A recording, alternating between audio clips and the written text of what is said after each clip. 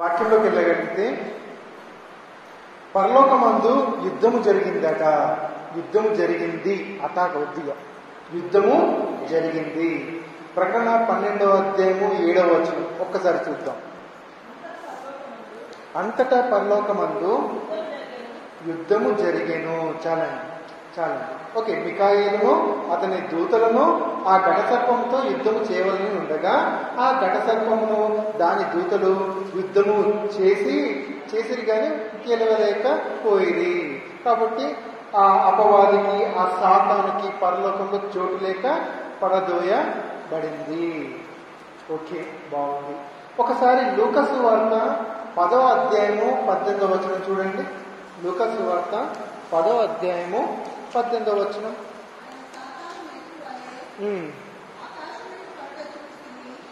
క్రీస్తు ప్రభు వారు మాట్లాడుతున్నారు. ఏమని చెప్తున్నారంటే, సాతానట అపవాది మెరుపు వలె పడడం నేను చూచాను. ఈ సందర్భం ఏంటి అని చూస్తే ఒక వచనం పైకి వెళ్ళండి. 17వ వచనం. క్రీస్తు ప్రభు వారికి 70 మంది శిష్యులు ఉన్నారట. క్షమించాలి, ఊరికి అట అంటున్నాను. క్రీస్తు ప్రభు వారికి 70 మంది శిష్యులు ఉన్నారు. ఆ శిష్యులను క్రీస్తు ప్రభు వారు పంపించారు. మీరు అనేకులకు స్వస్థత చేయండి, అనేకులకు విడిపించండి, దయ్యం పట్టిన వారిని దయ్యం నుంచి విడిపించాలని చెప్పారు. ఏమవుతుంది ఇప్పుడు? ప్రభువా, దయ్యములు కూడా నీ నామము వలన మాకు లోబడుతున్నాయి. జస్ట్ యేసు క్రీస్తు ప్రభు వారి నామం చెప్పగానే దయ్యములు భయపడుతున్నాయి, పారిపోతున్నాయి, లోబడుతున్నాయి అని అక్కడ ఉన్న ఉద్దేశం. క్రీస్తు ప్రభు వారు మాత్రం సీరియస్ గా చెప్తున్నారు, అపవాది మెరుపు వలె ఆకాశం నుండి పడుట చూచితిని. ఒక మాట ఆలోచిద్దాం, ఒక మాట కొద్దిసేపు ఆలోచిద్దాము. అపవాదికి సాతానికి యేసే అంటే భయమా కాదా? ప్రశ్న. యేసే అంటే భయమా కాదా? భయం. యేసే అంటే భయం అయితే యేసుక్రీస్తు ప్రభు వారిని సిలువకి ఎలా నడిపించగలిగింది? ప్రశ్ననే కాదు. నా మీద భయం అంటే నా దగ్గర రాదు, పారిపోతా ఉంటాడు. కానీ రివర్స్ అవుతుంది. ఇక్కడ ఏంది? భయం ఉంది, కానీ యేసుని చంపాలనుకుంటుంది. చివరికి చంపింది కూడా. ఇక్కడ ఏం జరుగుతుంది? ఒకవైపు భయం అంటున్నాం, మరోవైపు ఏమో చంపింది యేసయ్యను అపవాది ఆధీనంలో ఉన్న లోకాధికారులు. ఒక్కటైతే స్పష్టం. ఇంతకుముందు కూడా మనం కొన్ని సందర్భాలు చూసినట్టయితే సేన అను దయ్యము గల వ్యక్తి ఏం చేస్తున్నాడు? ఒకసారి చదువుదాం, మాట చదువుదాం. మార్కు సువార్త 5వ అధ్యాయం 7వ వచనం. మార్కు 5:7.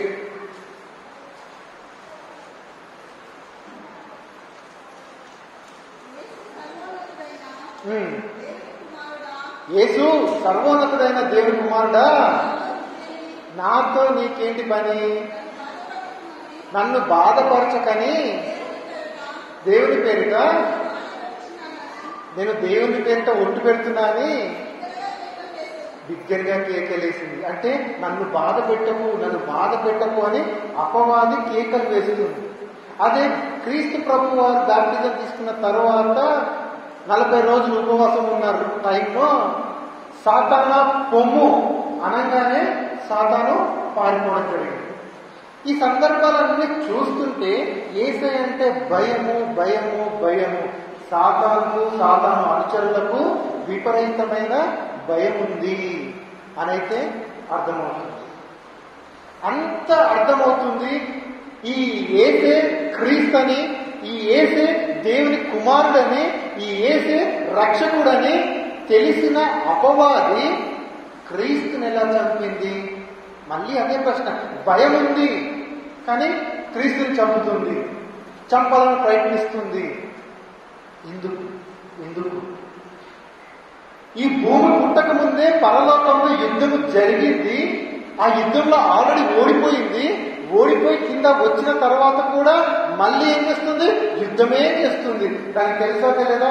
మళ్ళీ ఓడిపోతామని తెలుసు. ఓడిపోతానని తెలిసి కూడా పట్టుదలతో పోరాడుతుంది. ఈ ఒక్క మంచి లక్షణం మనలో ఉండాలి. ఇదైతే మనలో ఉండాలి ఖచ్చితంగా. మనం గెలిచినా ఓడినా ఖచ్చితంగా మన ప్రయత్నాన్ని వదులుకోకూడదు. ఏది ఏమైనా కానీ ఒక శత్రువు చూపిస్తున్నాడు ఏమని, ఓడిపోయినా సరే, నా పరువు పోతున్నా సరే, నేను మళ్ళీ ప్రయత్నించాలి, మళ్ళా ఎలాగైనా సరే గెలవాలి అని ప్రయత్నిస్తూనే ఉంది. అలా ప్రయత్నిస్తూ అపవాది ఎప్పుడైనా గెలిచిందా? గెలవలేదా? ఇప్పుడు నేను ఆది కాలం నుంచి స్టార్ట్ చేస్తా, గెలవలేదు అంటే. ఓకే, వచనాలు తీయించాను. ఉదాహరణకు దేవుని కుమారుడైన ఆదాముని ఏదైనా తోటలో ఉంచిన తర్వాత సాతాను వచ్చి ఆదాము అవ్వని అడుగుతుంది. ముందుగా ఆదాముని కూడా అడిగింది, తర్వాత అవ్వ దగ్గరికి వెళ్ళింది. ఈ తోట చెట్ల పండ్లలో ఏదైనా తినొద్దు అని దేవుడు ఏమైనా చెప్పాడా అని అడిగిందా లేదా? ఆ పండును తినే విధంగా ఇద్దరిని ప్రేరేపించిందా లేదా? ఇప్పుడు గెలిచింది దేవుడా సాతానా? సాతాను. సరే, అయిపోయిన తర్వాత దేవుడు వచ్చి అడుగుతున్నాడు ఆదాము అవ్వలని, మీకు బాగా తెలిసిన విషయమే, పండు తిన్నావా? నీవిచ్చిన స్త్రీ వల్ల, నీవిచ్చిన నీ భార్య వల్ల నేను తిన్నా, తప్పు నాది కాదు, మీరే దేవా. నాది నా తప్పు.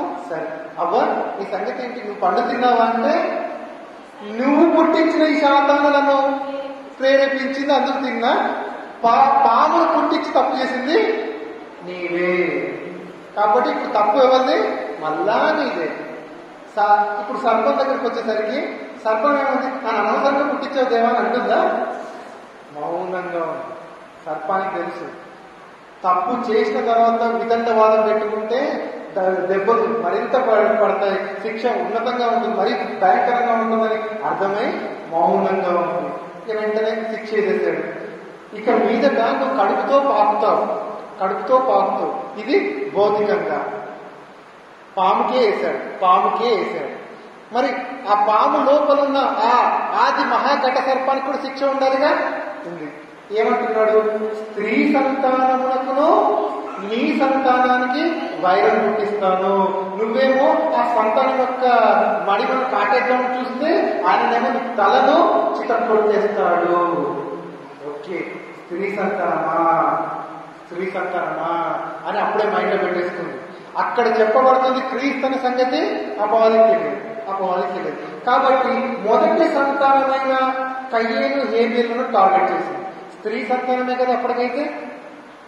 కయ్యేను హేబేలు ఇద్దరు బలుని తీసుకొచ్చాడు. కయ్యేనేమో రక్తము లేని బలిని తీసుకురావడం ద్వారా దేవుడికి నచ్చలేదు. ఇది తప్పు కయ్యేను అని మందలించిన తర్వాత తప్పు చేస్తే ఒప్పుకోవాలి. కానీ ఇక్కడ ఏంటి?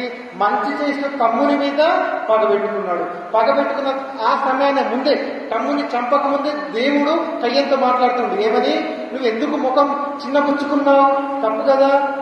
వాకిట పాపం పొంచి ఉంది, ఇక నీ లోపలికి రాలేదు కయ్యను, నీ లోపలికి ఇక రాలేదు. వాకిట పాపం పొంచి ఉంది, దానికి ఛాన్స్ ఇచ్చావా? అది నిన్ను ఏలుతుంది అని వాదన ఇచ్చాడు. ఈ ఆదికాండం 3వ మీరు చూసుకోవచ్చు. కానీ కయ్యను ఏం చేశాడు? ఆ పాపాన్ని ఏలనిచ్చాడా జయించాడా అని చూస్తే ఏలనిచ్చాడు.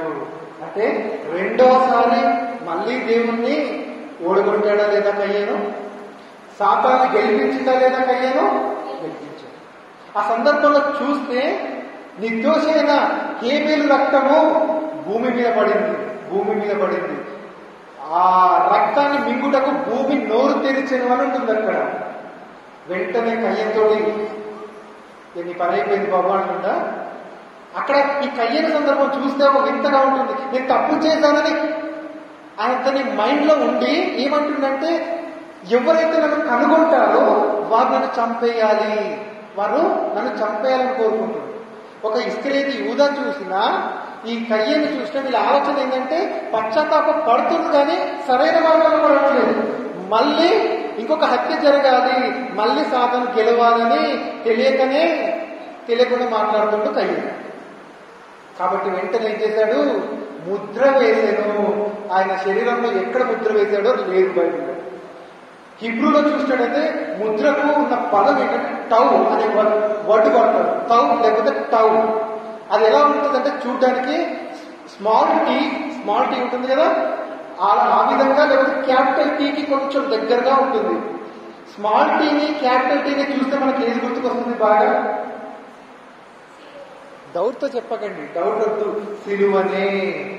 ఆనాడు అపరాధం చేసిన కయ్యన్ని కాపాడడం కొరకు ఒక ముద్రను దేవుడు వేశాడు. ఏంటది? సిలువ. కయ్యను ఎవరు చంపడానికి వీల్లేదు. ఇలా చూసుకుంటూ పోతుంటే పాత నిబంధనలో భక్తులైన వారిని సాతాను ఎంతలా హింసిస్తుందో మనం చూసాం. యోబు విషయం మనకు బాగా తెలుసు. మంచిగా ఉన్నతంగా ఉన్నాడు కదా అని పరలోకానికి వెళ్ళి సాతాను ఏం చేసింది? యోబుని అడుగుతుంది. సరే, ఉన్నదంతా తీసేసుకున్నా. ఇప్పుడు ఆరోగ్యం ఉంది కదా, ఆరోగ్యాన్ని కూడా ముట్టుకో. కాకపోతే ఒక లెక్క చెప్తున్నాను. నేను యోబుకి ఒక జీవితకాలం ఇచ్చాను. ఆ జీవితకాలం ఆయన సంపూర్ణంగా జీవించాల్సిందే, కానీ ప్రాణాన్ని మాత్రం ముట్టుకోక ఏమైనా చేసుకో. అంటే ప్రతి ఒక్కరికి ఈ భూమి మీదకి రాకముందే మన దినములను లెక్కించి పెట్టేసేసాడు. కాబట్టి ఆ దినాలు అయిపోయేంత వరకు అతన్ని ముట్టుకోవడానికి లేదు. కాకపోతే నువ్వు ప్రాణం ముట్టుకోకుండా ఏం చేస్తావో చేసుకోవాలి యోగులు చేసింది. కానీ యోగులు కాకుండా మిగతా కొంతమంది విషయంలో దేవుడు మౌనాన్ని ప్రదర్శించాడు. ఎవరన్నా అలా ఉన్నారా మౌనంలో బలైన వారు? క్రీస్తు ప్రభువారు కాకుండా నూతన నిబంధన కావచ్చు, పాత నిబంధన కావచ్చు, ఎక్కడైనా కానీ. స్టెఫెన్ నూతన నిబంధనలో వెరీ గుడ్. పాత నిబంధనలో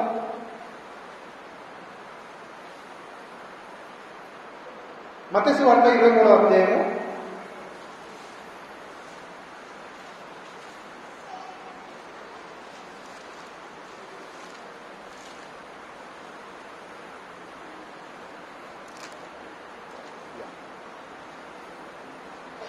35వ వచనం.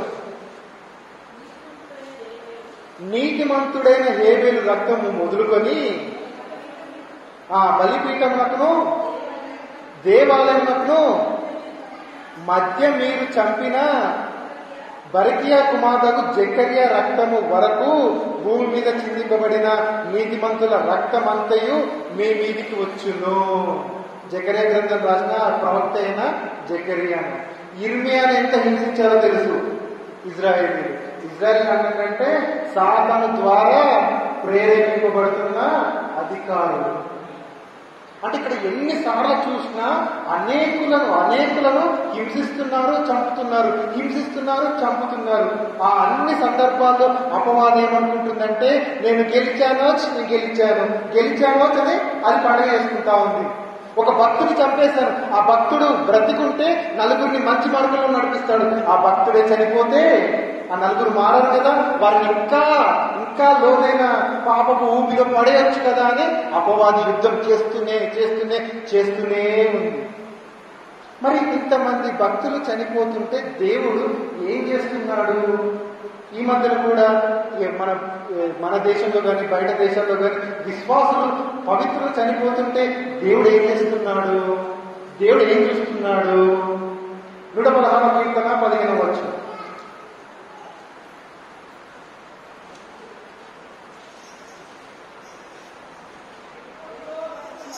యెహోవా భక్తుల మరణము ఆయన దృష్టికి విలువగలది. దేవుడు చూస్తున్నాడు. చూడండి దేవదూతలారా, చూడండి నా సేవకులారా, నా బిడ్డ నా కోసం బ్రతికాడు. నేను ఇచ్చిన ప్రాణాన్ని, నేను ఇచ్చిన దేహాన్ని, నేను ఇచ్చిన సమస్తాన్ని నా కొరకు ఖర్చు చేసి తమకు ఉన్నదంతా నా కొరకు అర్పించి నా దగ్గరకు వచ్చారు. చూడండి అని పరలోకంలో వేడుక జరుగుతుంది. అంటే భక్తులు ఈ లోకంలో వెళ్ళిపోతున్నారు కదా అని మనం బాధపడుతున్నాం. కానీ మరొక వైపు చూస్తే దేవుని సన్నిధిలో వారు ఆనందంగా ఉన్నారు.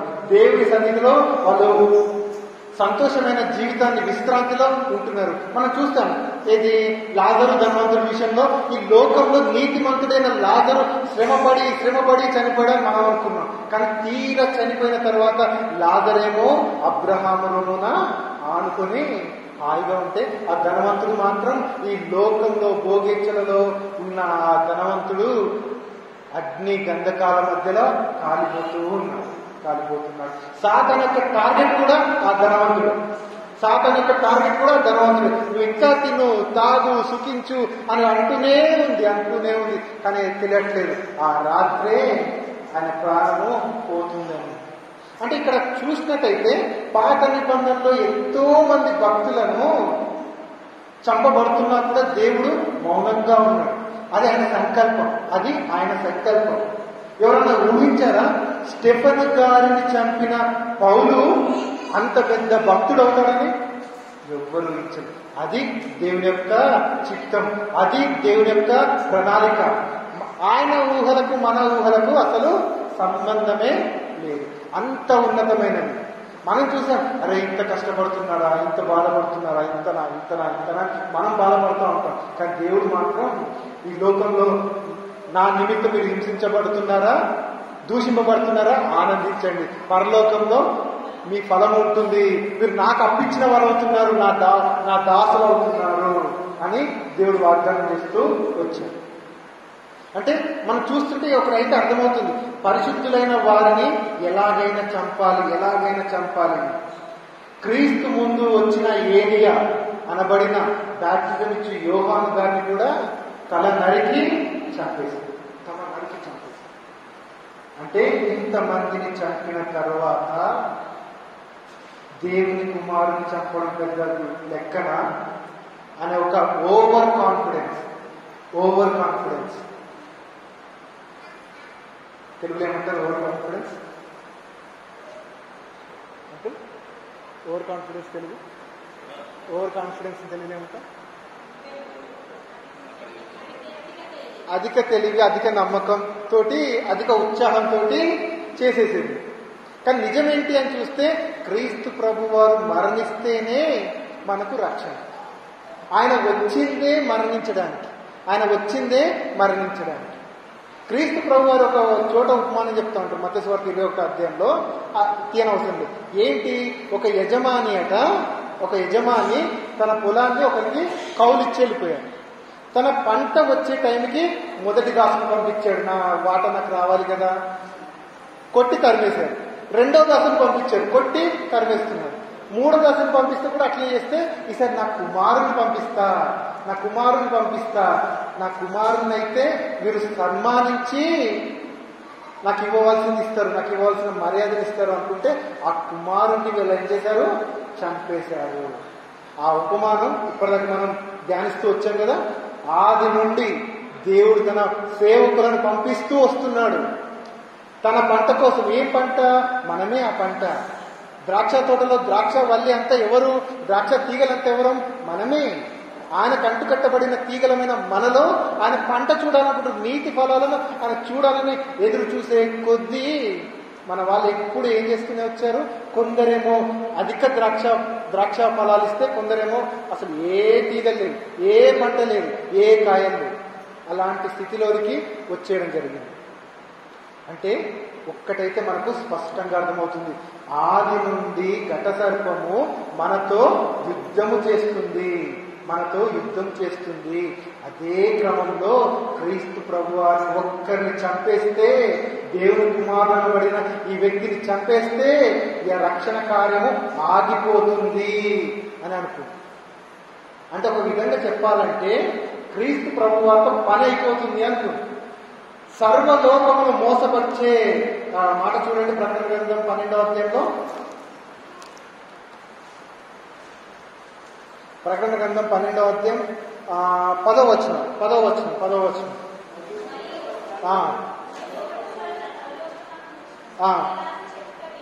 ఓకే.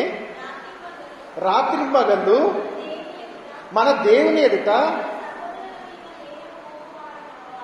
మన సహోదరుల మీద నేరము మోపువాడైన అపవాది పడదోయబడి ఉన్నాడు కనుక ఇప్పుడు రక్షణ, శక్తియు, రాజ్యము మన దేవుని వాయను, ఇప్పుడు అధికారము ఆయన క్రీస్తు దాయను. ఎప్పుడు చూసినా ఈ అపవాది చేసే పని ఏంటంటే మన మీద నేరం మోపడం. యోబు విషయంలో చేసిందా లేదా? చేసింది. అలాగే ఇంకొక భక్తుని విషయంలో కూడా చేసింది, ఇది కొంచెం చూస్తే బాగుంటుంది నాకు తెలిసి.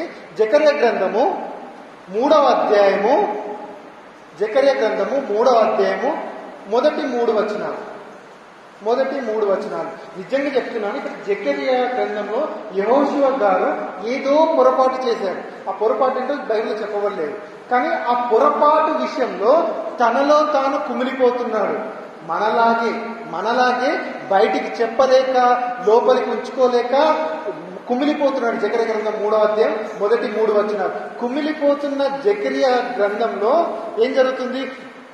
యెహోషువ దుఃఖిస్తున్నాడు, యెహోషువ బాధపడుతున్నాడు, తన హృదయంలో పోరాడుతున్నాడు.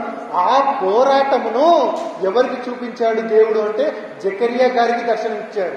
ఎవరో భక్తుడు కాదు, అక్కడ ప్రధాన యాజకుడైన ఆయన బాధపడుతుంటే వెంటనే ప్రవక్తను పంపిస్తున్నాడు. ఆయన పరిస్థితిని చెప్తున్నాడు. చదవండి ఇప్పుడు.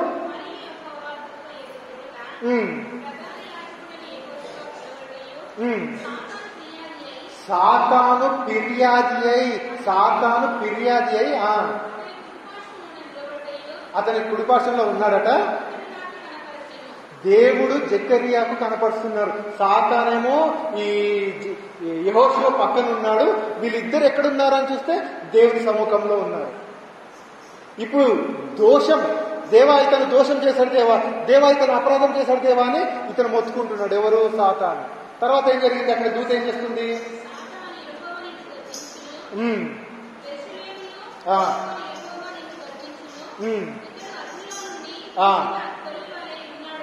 సాతాన్ని అక్కడున్న దూత మాట్లాడుతుంది.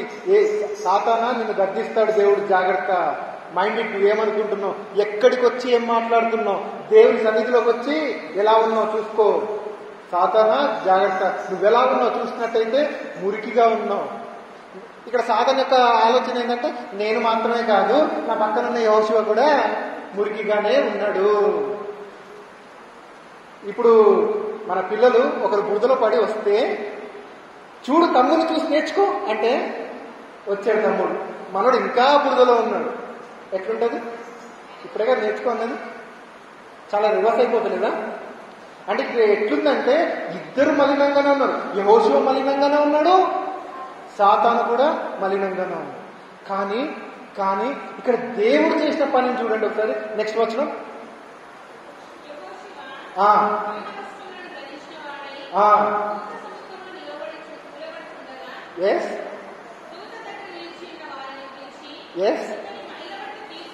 ఇతని మైల బట్టలను తీసేయండి, ఇతని పాత జీవితాన్ని తీసేయండి, ఇతనిలో ఉన్న పాప దుఃఖాన్ని తీసివేయండి. ఎప్పుడైతే మనము దేవుని సముఖంకి వెళ్తామో, మన బట్టలు మలినంగా ఉన్నా సరే, మన క్రియలు మలినంగా ఉన్నా సరే, దేవుని ఎదుటికి వెళ్తే ఏం చేస్తున్నాడు దేవుడు? పశ్చాత్తాపంతో వెళ్ళిన మన స్థితిని చూసి, అక్కడ ఎవరున్నది? రాజు పిలుస్తాడు కదా, పక్కనున్నది ఎవరు? రండి, వెంటనే ఇతనికి మార్చండి. తప్పిపోయిన కుమారుడు వచ్చినప్పుడు అక్కడ ఉన్న దాసుని పిలిచి ఫస్ట్ నా కొడుకు స్నానం చేయించండి, అతనికి కొత్త వస్త్రాలు వేయించండి, అతనికి ఉంగరాన్ని తొడిగించండి, విందును సిద్ధపరచండి. మన స్థితి కూడా. కానీ ఆ సందర్భంలో మీరు కొంచెం జాగ్రత్తగా చూస్తే యెహోషువ మాత్రం కుమిలిపోతున్నాడు. ఆ కుమిలిపోతున్న సిచ్యువేషన్ లో కూడా ఎక్కడికి రావాలని వచ్చిన తరంపు దేవుని దగ్గరికి వెళ్ళాలి. దేవుడు కూడా చూస్తున్నాడు, నా బిడ్డ కుమిలిపోతున్నాడు, జకర్యా వెళ్ళు, జకర్యా అతనికి ధైర్యం చెప్పు, సేవకునికి బాధ్యత ఇస్తున్నాడు. భక్తుడేమో ఆ సేవకుడు చెప్పిన మాటలను తీసుకొని నేను మారుతాను అంటున్నాడు. ఇక్కడ యెహోషువ దేవుని గెలిపించాడా, ఓడగొట్టాడా? మలిన వస్త్రాలు పోయాయి, పరిశుద్ధంగా వచ్చాడు. ఇప్పుడు ఏమైంది? యెహోషువ దేవుని జయింపజేశాడా? జయింపజేశాడు. అంటే మన జీవితంలో కూడా ఒక పోరాటం ఎప్పటికీ ఉంటూనే ఉంటుంది.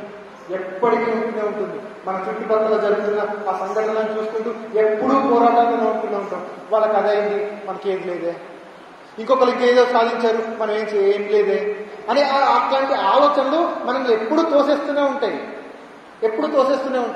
కానీ అది దేవుడు మనకి ఇవ్వట్లేదు అంటే అదేదో కారణం ఉండుంటుంది. దేవుడు మనకు అవసరం లేనిది మనకి ఇవ్వడు. మనం ఎంత అడిగినా సరే, ఎంత వేడుకున్నా సరే ఇవ్వడు కాక ఇవ్వడు. మనం మన పిల్లలకు, చిన్న పిల్లలకు కత్తులు కటాలు ఇస్తామా? రేపు వంట నేర్చుకుంటారు అని ఇప్పుడే ఇస్తామా? ఇవ్వము. ఏదేమైనా కానీ ఇప్పుడు కాదు నువ్వు తెలుసుకోవాల్సింది, ఇప్పుడు కాదు ఇది పట్టుకోవాల్సింది, ఒక టైం ఉంది. ఆ టైంలోనే అది జరగాలి. అందుకే యోగులు కానీ, యోషువను కానీ, దావీదు గారిని కానీ ఏ భక్తులను చూసినా వాళ్ళు పడ్డా కానీ, వాళ్ళ స్థితి ఒక టైంలో పడ్డా కానీ తిరిగి లేచారా లేదా? లేచారు. ఖచ్చితంగా లేచారు. మళ్ళీ దేవుణ్ణి గెలిపించారా లేదా? గెలిపించారు. ఇలాంటి వారితో సాతానికి ప్రమాదం, ఇలాంటి వారితో అపవాదికి ప్రమాదం. అంటే ఆది నుండి వాడు పోరాడుతూనే ఉన్నాడు, మనపైనే ఆ పోరాటం జరుగుతూనే వస్తుంది. అంత బాగానే ఉంది. మరి మనం ఏం చేయాలి? మనమేం చేయాలి? యాకోబు పత్రిక 4వ అధ్యాయము 7వ వచనం. యాకోబు పత్రిక 4వ అధ్యాయము 7వ వచనం. ఫస్ట్ మనం చేయాల్సింది యోషువ లాగా, జకరియా గారి లాగా ఏం చేయాలి? దేవునికి లోబడి ఉండండి. తర్వాత ఒక్క లాజిక్ ఇక్కడ, మీరు దేవునికి లోబడితే వెంటనే అపవాదికి అర్థమైపోయింది నా గేము ఓవర్, నేను ఎంత చేసినా గెలవను. పరలోకంలో కూడా అదే జరిగింది. దేవుడు ఎప్పుడైతే యుద్ధంలోకి వచ్చాడో అపవాది పారిపోవడం జరిగింది. సాతానా ఇక్కడి నుంచి పొమ్ము అని క్రీస్తు ప్రభు వారు ఎప్పుడైతే గద్దించారో అక్కడి నుండి పారిపోవడం జరిగింది. కానీ మన జీవితంలో మనం కూడా దేవుడికి ఎప్పుడైతే లోబడతామో అప్పుడు అది పారిపోతుంది. అప్పుడు అది మన నుంచి మనకు పెట్టే ఆ శోధన నుంచి బయటకు వస్తుంది. క్రీస్తు ప్రభు వారు ఉపవాసం ఉన్న ఆ 40 రోజులు కష్టపడ్డారా లేదా? కష్టపడ్డారు. ఆ 40 రోజుల తర్వాత వచ్చి శ్రమ పెడుతుంది. సాతానా పొమ్ము అన్న తర్వాత ఎవరు వచ్చి సహాయం చేశారని ఉంది బైబిల్లో? దేవదూతలు వచ్చి పరిచారము చేశారు. మనం ఎప్పుడైతే దేవుని కొరకు నిలబడతామో, పోరాడతామో, గెలిచిన తర్వాత మన గాయాలైనా సరే, మన స్థితి పడిపోయినట్టు ఉన్నా సరే దేవదూతలు వచ్చి మనకు పరిచారం చేస్తాయి, మనలను ముందుకు నడుపుతాయి. యేసుక్రీస్తు ప్రభు వారి విషయంలో జరిగింది. క్రీస్తు ప్రభు వారు కూడా మనకు ఎప్పటికీ కంచె ఉంచుతున్నారు. మన పిల్లల విషయంలో ఎప్పటికీ కంచె ఉంచుతూ ఉన్నారు. అది మనకు తెలిసిన విషయం. ఆ కంచెలో, దేవుని సన్నిధిలో దేవునికి లోబడితే చాలు సాతాను గెలవచ్చు. ఒకటే మనం లోబడాలి. మనం లోబడితే అపవాది ఓడిపోవడం జరుగుతుంది. చివరిగా ఒకటే ఒక వచనం చూసుకొని ముగించుకుందాం. 1 పేతురు 5వ అధ్యాయము 8వ వచనం.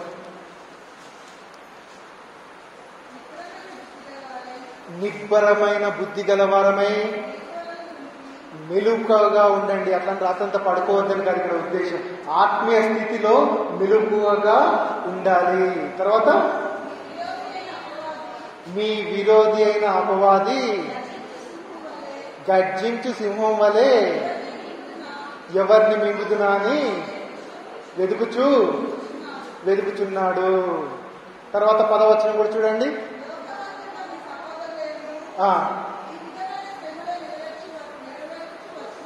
మన ముందున్న మన పూర్వీకులు కానీ, హతసాక్షులు కానీ, భక్తులు కానీ, అపోస్తులు కానీ వాళ్ళందరినీ చూస్తే అపవాది వారందరినీ కూడా శ్రమల పాలే చేసింది. కానీ తర్వాత విశ్వాసమందు స్థిరులై వాణిని ఎదిరించారు. ఎవరిని ఎదిరించారు? సాతానుని. విశ్వాసం ఎవరి మీద ఉంచారు? దేవుని మీద. విడువని విశ్వాసం, పట్టుదలతో ఉన్న విశ్వాసం, సడలని విశ్వాసము ఏం చేసిందట? అపవాదిని తరిమివేసింది. తర్వాత ఏముంది 10వ వచనంలో? తన నిత్య మహిమకు క్రీస్తునందు మనల్ని పిలిచిన సర్వకృపానిధి అగు దేవుడు కొంచెము కాలము మీరు శ్రమపడిన పిమ్మట తానే మనలను పరిపూర్ణులుగా చేసి స్థిరపరచి బలపరచును. ఆమేన్.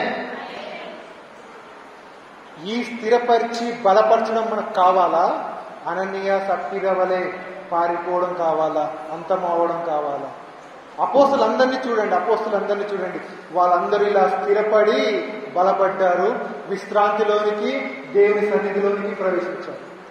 ఎప్పటికీ కూడా మనము సాతాను ఎదిరించే వాళ్ళగా, ఎప్పటికీ మనము అపవాదిని తరిమే వాళ్ళగా ఉండాలి, కానీ దానికి లోబడే వారిగా ఉండడానికి వీలు లేదు.